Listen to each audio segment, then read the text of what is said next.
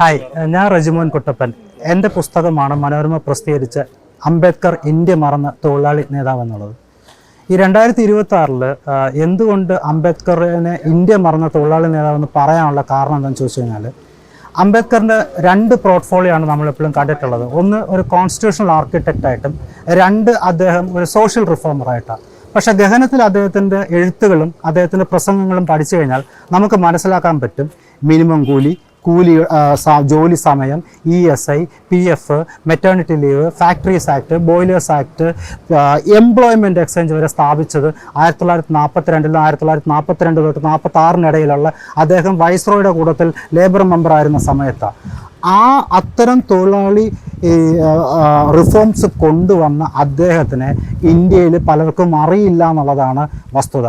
അത് അറിയിക്കുക എന്നുള്ളതാണ് ഇന്ത്യ മറന്ന തൊഴിലാളി നേതാവാണ് അംബേദ്കർ എന്നുള്ളത് മനോരമ ഇറക്കിയിരിക്കുന്ന എൻ്റെ ഈ പുസ്തകം.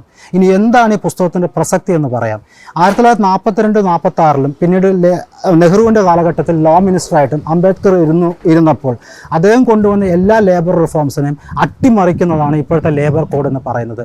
സമരം ചെയ്യാനുള്ള അവകാശത്തിനെ നിഷേധിക്കുക, യൂണിയൻ രൂപീകരിക്കാനുള്ള അവകാശത്തിനെ നിഷേധിക്കുക, മെറ്റേണിറ്റി ലീവും മറ്റ് സോഷ്യൽ പ്രൊട്ടക്ഷനുകളും നിഷേധിക്കുക, അതുപോലെ തന്നെ വെൽഫെയർ മെഷേഴ്സ് നിഷേധിക്കുക.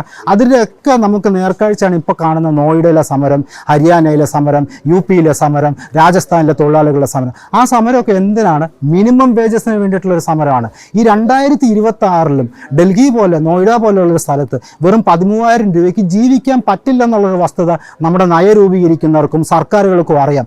എങ്കിൽ പോലും തൊഴിലാളികളെ ചൂഷണം ചെയ്യാണ്. പക്ഷേ തൊഴിലാളികളെ ചൂഷണം ചെയ്യുമ്പോൾ ഈ ലേബർ ലോസ് എല്ലാം ഉണ്ടായിരുന്നു. അതിനെയെല്ലാം കോംപ്രമൈസ് ചെയ്ത് ലേബർ കോഡാക്കി മാറ്റി, ആ ലേബർ കോഡാക്കി മാറ്റിയിട്ട് വീണ്ടും എക്സ്പ്ലോയിറ്റ് ചെയ്തുകൊണ്ടിരിക്കുകയാണ് വർക്കേഴ്സിന്. അതുകൊണ്ടും കൂടി തന്നെയാണ് ഈ ബുക്കിൻ്റെ പ്രസക്തി കൂടുന്നത്. കാരണം ഇത്രയും വർഷങ്ങൾ കഴിയുമ്പോഴും നമ്മൾ മറന്നുപോയി ഈ നിയമങ്ങളൊക്കെ ഇവിടെ ഉണ്ടായിരുന്നു, കൊണ്ടുവന്നത് അംബേദ്കർ ആണെന്നുള്ളത് നമ്മൾ മറന്നുപോയി.